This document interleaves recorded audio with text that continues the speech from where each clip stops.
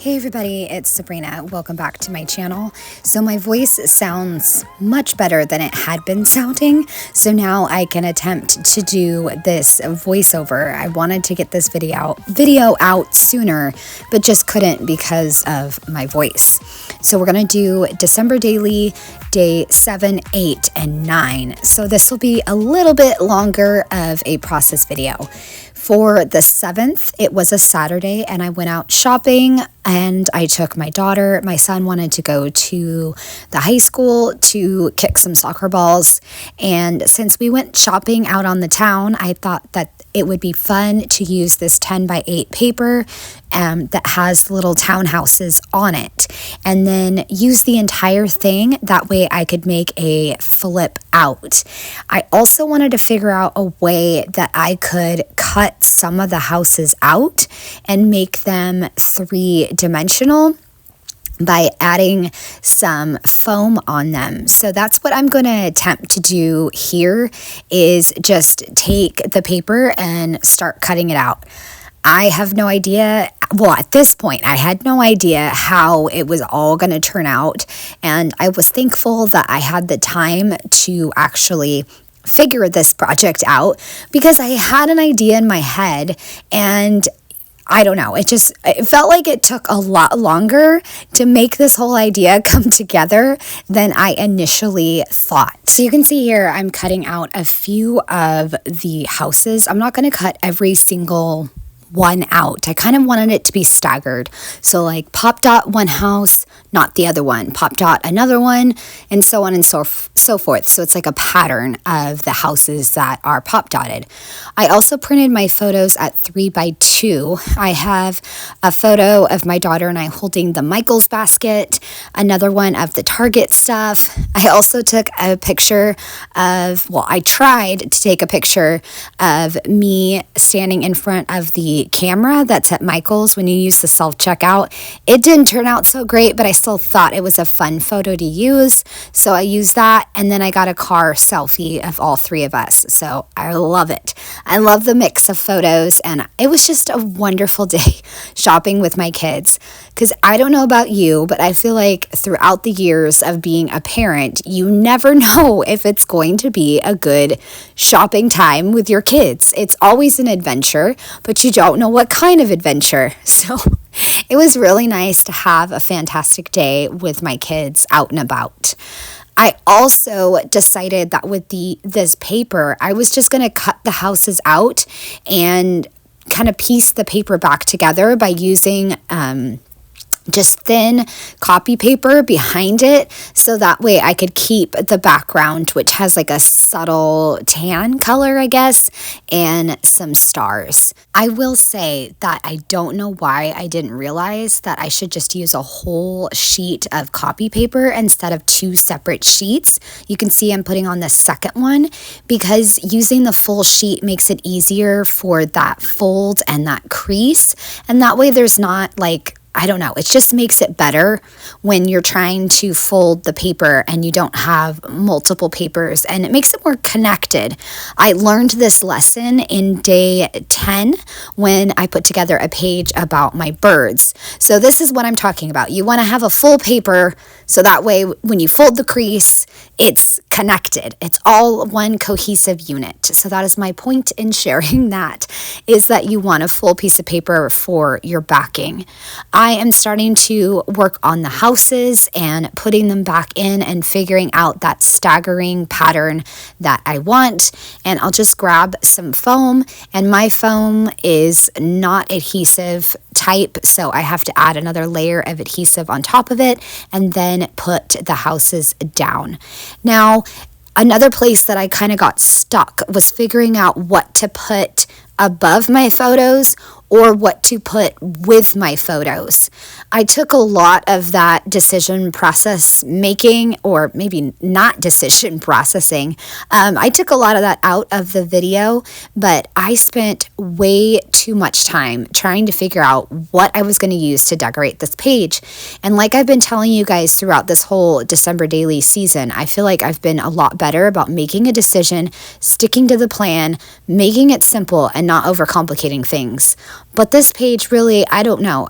Like I said earlier, it took on a life of its own. So it got out of hand because I just could not figure out what I wanted to do with this page. I had the idea with the paper and I had an idea with the photos, but from there I just kind of got stuck.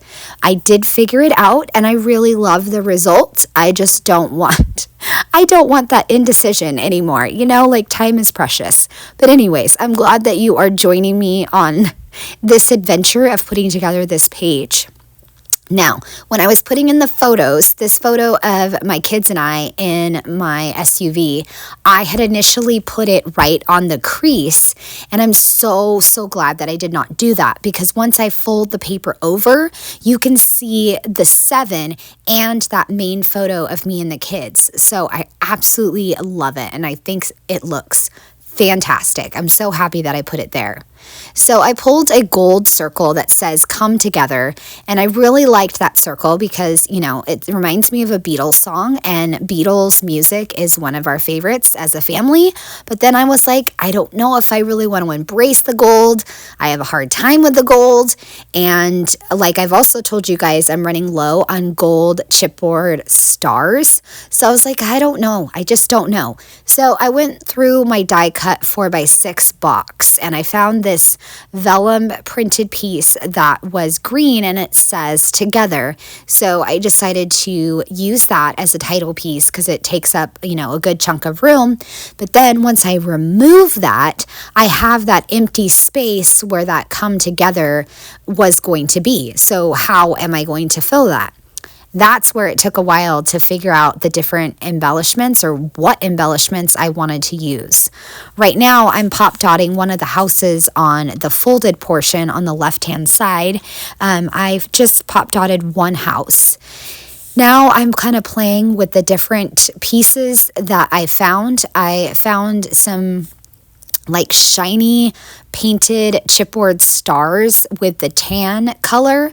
I also found some red chipboard stars. You can see one up in the top right corner, and I have some acetate stars.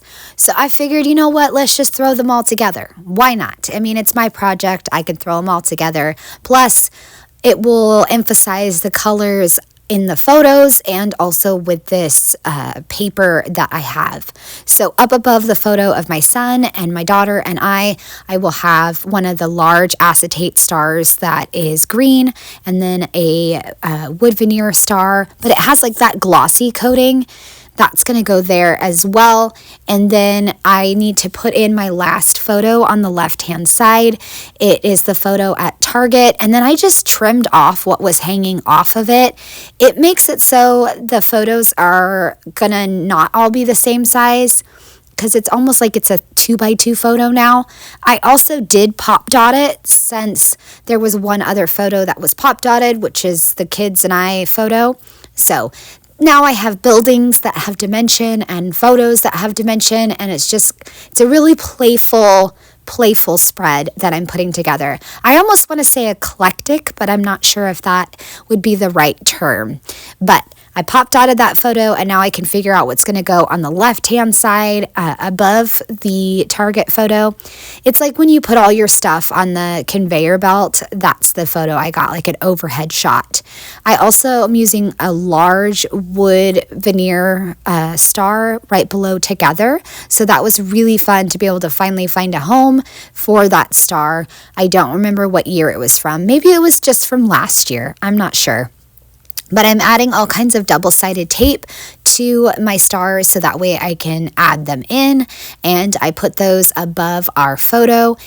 That way I can emphasize it. I also cut a white acetate star in half so I can put a piece kind of right below, like where my face is. I didn't want to put it any higher because I didn't want to punch holes in it. And then I'll take the other piece of that white star and I'm going to use it on the far left side. So this is the star that I'm going to use, and I love it. It's so fun to have a big I want to say thick embellishment because I feel like I haven't used a lot this year so far. So I folded the paper over and then it was white and I liked it, but I didn't like it completely. So I really wanted it to pop, and I figured what better way to pop than just adding in some more patterned paper. I also needed to scoot this photo over because it was stuck in the crease, and I didn't want any photos stuck in the crease, and I didn't want to split that photo into, two different sections. I didn't want to do it because it would be like really small, like, I don't even know, an eighth, a fourth of an inch. Didn't make sense. So I'm not going to stick it in the crease. Okay, so for this 4x8 piece that I'm laying over, I decide to get a fun die cut tag so I can journal on, and then use this large felt 7 and place it on top of a vellum tag that I just cut using that die cut tag as my shape. And then I can add some string to both of them so that way they can kind of float on the page. Well, just mainly the vellum and the number will float on the page, but it's still going to be a really fun addition. I just didn't do a very good job of adhering down the green embroidery thread, but you'll see that in a second. I also forgot to add double-sided adhesive to this particular star, so I went back and I'm now adding that tape to it so that way I can add it to my photo.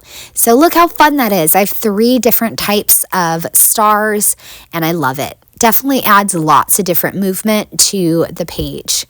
I decided on this bold black patterned paper. I really love it, and so I'm just gonna measure it right here using a pencil and then go to my trimmer and trim off what I don't need so I can add it right on top. And it's so good. And I think it pops the photo of me and the kids. And again, I was so happy that I actually put our photo over on the end so you can kind of peekaboo see it. And now you guys get to see me kind of be ridiculous with my embroidery thread.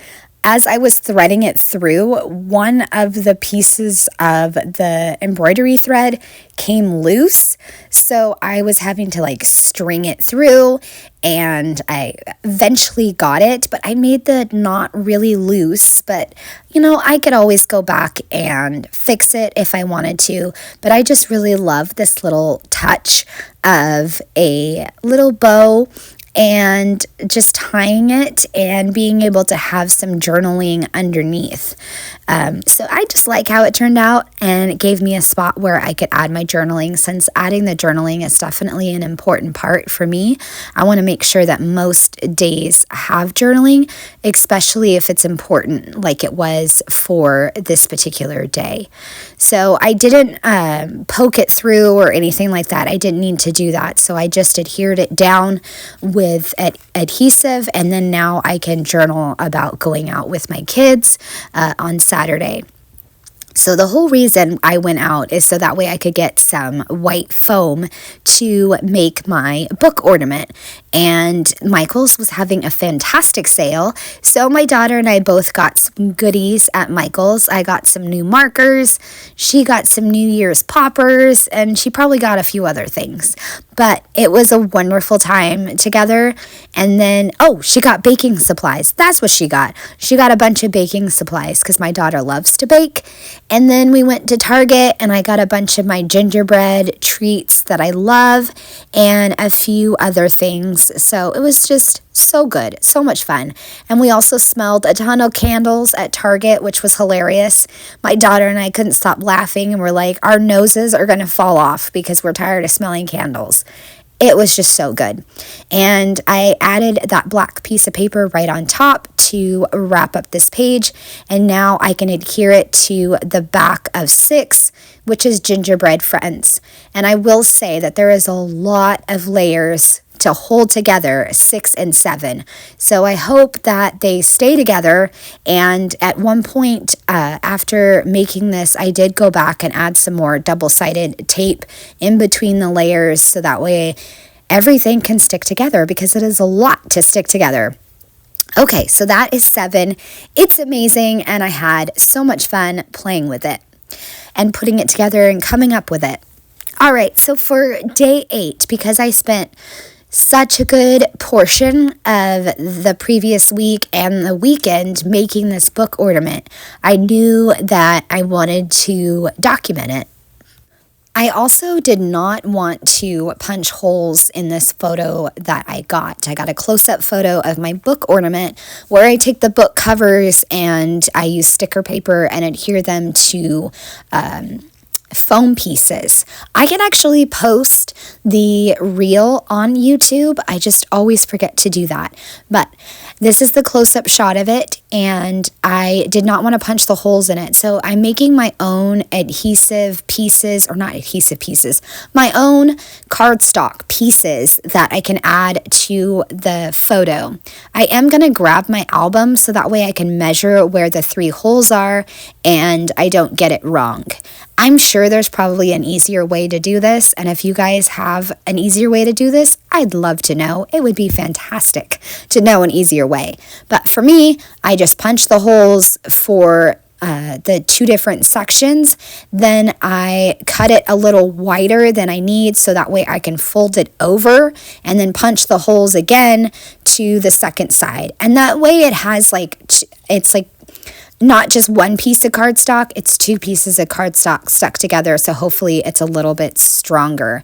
And sometimes I use red line adhesive. This time I did not. I just used regular adhesive, so hopefully it stays together. I also will add a piece of paper to the back of the ornament and sandwich the tabs in between those 2 photos. So you'll see what I'm talking about, because I put the photo on top and then I'm going to pull it out and put the book type paper over the top.